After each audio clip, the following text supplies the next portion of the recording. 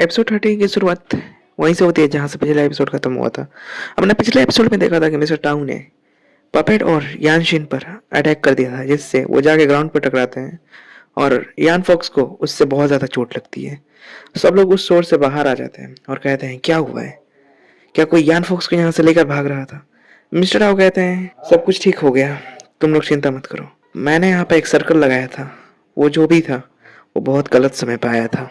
मुझे अभी भी नहीं लग रहा कि कोई यान फॉक्स को बचाने की कोशिश कर रहा है, पर बुरी बात यह है कि हम इसे कभी भी उस वैली में नहीं ले जा पाएंगे, क्योंकि मैंने इस पर जो अटैक किया है उसे देखकर लगता है कि यह आज रात तक सरवाइव नहीं कर पाएगी। और ये बड़ी सी चीज, मुझे पहले लगा कि एक पावर सोल है, लेकिन असल में तो एक पपेट निकली। सब लोग कहते हैं ये पपेट हमें मास्टर ऑफ यू ओवेलियन की लगती है। मिस्टर टाउ कहते हैं ये बहुत ज़्यादा डेलिकेट और वियर्ड पपेट है, इसका क्राफ्टमैनशिप यूहो पवेलियन जैसा ही लगता है। जिसने भी इस पपेट को बनाया है वो वर्कर बहुत ज़्यादा जीनियस होगा। हम उसकी एबिलिटी को सिर्फ इस पपेट से नहीं जान सकते। इस पपेट को ले लो और यान फॉक्स को पकड़ के रख दो। तभी वो पपेट उठता है और मिस्टर टाउ को एक जोरदार पंच देता है, जिससे वो दीवार को तोड़ते तोड़ते पीछे जाते हैं और बहुत ज्यादा ही पीछे जा चुके होते हैं। सब लोग देख के हैरान होते हैं कि ये पपेट वापस से खड़ा कैसे हो गया। वो पपेट बहुत तेजी से मिस्टर टाउ की ओर बढ़ता है। सब लोग कहते हैं ये उतने खतरनाक अटैक के बावजूद कैसे हिल सकता है। तभी हमारा शैंक कहता है मिस्टर टाउ पर वो पपेट अटैक करने गया है, तुम लोग भी वहां बचाओ। वो लोग कहते हैं ठीक है हम लोग वहां जा रहे हैं, तुम इस यान फॉक्स पर नजर रखना। वो कहता है हाँ मैं यही हूँ, तुम लोग जाओ। वो लोग वहां से चले जाते हैं। शैंक यान फॉक्स के पास जाता है, तभी उसके सिर में बहुत ज्यादा दर्द होने लगता है। सिस्टम कहता है होस्ट क्या आप ठीक है? मैंने तुरंत अपने आप को ऑपरेट करने के बाद वॉर पपेट को कंट्रोल किया, शायद इसी वजह से मेरे सर में दर्द हो रहा है। मैंने आपको अपग्रेड तब किया जब वो लोग यान फॉक्स के बारे में बात कर रहे थे, इससे उन लोगों का ध्यान मुझ पे नहीं आया और मेरा अपग्रेड होना वर्थित था। मटेरियल आर्टिस्ट रिलम पर पहुंच चुका हूँ, जिससे अब वॉर पपेट को कंट्रोल करना थोड़ा आसान हो गया और उसकी ताकत भी बच गई। पर मुझे पहले इस यान फॉक्स को बचाना होगा। सेंस सिस्टम से कहता है मैं क्या करूं, मेरे पास कोई भी ऐसी दवा नहीं है जो इसे बचा सके, ये मर जाएगी। सिस्टम कहता है मैं आपको सलाह दूंगा कि आप इससे अपना ब्लड कॉन्ट्रैक्ट कर लें। कहता है सिस्टम कहता है अगर आपने इस यान फॉक्स से ब्लड कॉन्ट्रैक्ट किया तो इसकी चोटें खुद ब खुद ठीक हो जाएगी। शैन कहता है तो ठीक है, मैं इससे ब्लड कॉन्ट्रैक्ट कर लेता हूँ। वो अपनी उंगली को काटता है और उसके गर्दन पर रखता है। शैन कहता है मुझे अभी भी इस यान फॉक्स से स्कारलेट मिस आंटी स्कारलेट के बारे में कुछ पूछना है। हमें दिखाया जाता है कि वो यान फॉक्स धीरे धीरे हील होने लगती है और वो पूरी तरह से हील हो जाती है। शैन चैन की सांस लेता है और कहता है इस ब्लड कॉन्ट्रैक्ट ने मेरी बहुत ज़्यादा एनर्जी कंज्यूम कर ली है और मेरे पास अब कोई भी स्ट्रेंथ नहीं है कि मैं यहाँ से जा पाऊँ। शैन कहता है इस ब्लड कॉन्ट्रैक्ट ने मेरी बहुत ज़्यादा पावर कंज्यूम कर ली, अब मेरे पास इतनी भी स्ट्रेंथ नहीं बची है कि मैं यहाँ से भाग सकूँ। अब मैं एक काम कर सकता हूँ, वॉर पपेट को वापस बुलाकर इस यान फॉक्स को यहाँ से भेज देता हूँ बाहर। वो वॉर पपेट को वापस बुलाता है। हमें वॉर पपेट का सीन दिखाया जाता है जो वापस आ जाता है और यान फॉक्स को लेकर वहाँ से सेफली निकल जाता है और हमारा शैन वहीं पर गिर जाता है। कहता है वो आखिरकार बच गई। वो अपनी आँखें खोलता है तो देखता है कि उसके सामने मोरैन होती है। हमें राइटर दिखाता है वॉर पपेट और सेंजाऊ मेंबर्स की फाइट, जो बहुत ज़्यादा थ्रिल है। हमें देखते हैं कि वॉर पपेट बीच में खड़ा होता है और सारे सेंजाऊ एकेडमी के सारे लड़के उसके आजू बाजू घूम रहे होते हैं, यहाँ तक मिस्टर टाउ भी। वॉर पपेट कहता है अबे तुम सिर्फ घूमोगे भी कि मुझ पर अटैक भी करोगे? सब लोग उस पर अटैक करने के लिए आगे बढ़ते हैं और वॉर पपेट अपने हाथों को हिलाकर उन सबको बहुत अच्छे से पंचेस देता है। मिस्टर टाउ कहते हैं हाँ ऐसे ही वॉर पपेट नहीं मानेगा, मुझे कुछ करना। वो अपनी स्वॉर्ड से वॉर पपेट का हैंड काट देते हैं। वॉर पपेट अपने दूसरे हाथ से मिस्टर टाउ को एक जोरदार पंच देता है। मिस्टर टाउ कहते हैं अबे तूने मुझे काट मारा। मिस्टर टाउ अपने स्वॉर्ड से उसके हाथ के स्लाइस करने लगते हैं। सब लोग देख कर हैरान होते क्या बात है, क्या बात है, क्या स्लाइस कर रहे हो। और एपिसोड 13 यहीं पर खत्म हो जाता है।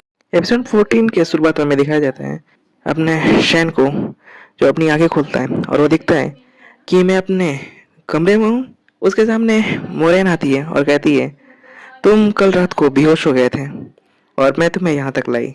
वो यान फॉक्स रॉबर यान फॉक्स को अपने साथ ले जाने में कामयाब हो गया।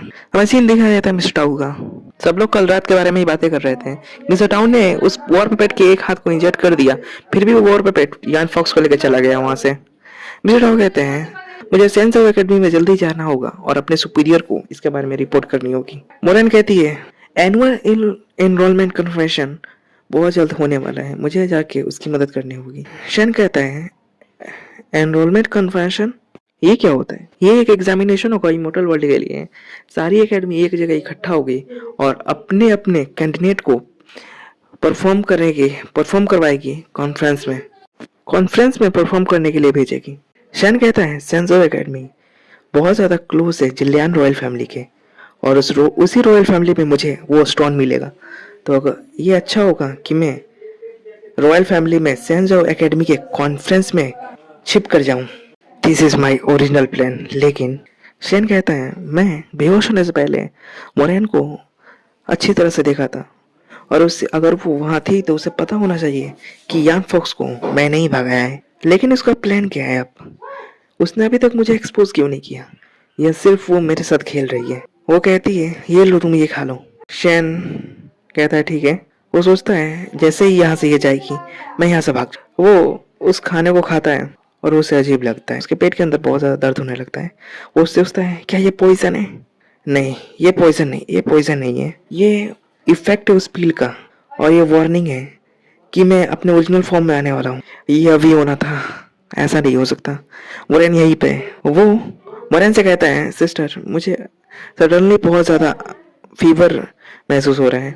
वो मोरेन को अपने रूम से बाहर निकालता है यह कहते हुए कि मुझे अचानक से 100 डिग्री तक फीवर हो जाता है जिससे वो तुम्हें भी हो जाएगा। मेरे थोड़ी देर आराम करने के बाद वो फीवर अपने आप ठीक हो जाएगा, तो तुम यहाँ से चली जाओ। वो उसे कमरे से बाहर निकाल देता है और कहता है मुझे बहुत ज़्यादा पसीना हो रहा है, मैं अपने जल्दी ओरिजिनल फॉर्म में आ जाऊंगा। मोरेन बाहर से कहती है चू क्या तुम ठीक हो? रूम के अंदर आ रही हूँ। वो गेट खोल के अंदर आ जाती है और देखती है कि हमारा शैन अपने ओरिजिनल फॉर्म में आ चुका होता है और उसके सारे कपड़े फट गए होते हैं। हमारे मोरेन को अपनी आंखों पर विश्वास नहीं होता, वो अपनी आंखों को बंद करती है। तभी हमारा मेन कैरेक्टर खिड़की खोलकर वहां से भाग जाता है। मोरेन सिर्फ उसके पीछे का ही सीन देख पाती है और उस सीन को देखकर वो पूरी तरह से शॉक हो जाती है। हमें हमारे शैन का सीन दिखाया जाता है जो बिना कपड़ों के एक छत पर से दूसरी छत पर जंप करते हुए भाग रहा था। वो सोचता है कि सब कुछ भूल के मुझे पहले यान फॉक्स के पास जाना पड़ेगा। वो दौड़ते हुए अपने कपड़े को चेंज करता है। अगर मैं यान फॉक्स की लोकेशन देखूं तो ब्लड कॉन्ट्रैक्ट के अकॉर्डिंग वो फॉरेस्ट के वेस्ट साइड में होगी। हमें यान फॉक्स का सीन दिखाया जाता है बचपन का। वो भाग रही होती है और उसे कोई आवाज लगा रहता है कि रुक जाओ, ऐसे भागो मत। और हमें दिखाया जाता है कि वो उसका भाई होता है। वो कहता है सिस्टर तुम फिर भाग रही हो? तुम्हें पता है कि इंसान यहाँ कहीं भी हो सकते हैं, हमें छुप कर रहना होगा और तुम अपने आप को छुपा कर रखना। और हमें नेक्स्ट सीन में दिखाया जाता है उसके भाई की हालत बहुत खराब होती है और वो कहता है तुम बस सेफली छुपी रहना। और हमें नेक्स्ट सीन दिखाया जाता है यान फॉक्स का। वो उसका सपना होता है, वो अपने सपने से उठती है और वो सोच रही होती है मैं हूँ कहाँ। वो कहती है मुझे याद है कि उस बुढ़े आदमी ने मुझ पर अटैक किया था जिससे मैं बेहोश हो गई थी। वो सोचती है कि शायद उस लड़की ने मुझे बचाया होगा। हालांकि वो उतनी स्मार्ट नहीं दिखती है लेकिन वो दिल से बहुत ज़्यादा दयालु है। मैं उसका एहसान फ्यूचर में ज़रूर उतार दूंगी। तभी उसे कोई कहता है तुम उठ गई और हमारा शन होता है। शन कहता है मैं जैसे ही वॉर पेट को रखने गया तुम वैसे ही जाग गए, क्या तुम पूरी तरह से रिकवर हो गई हो?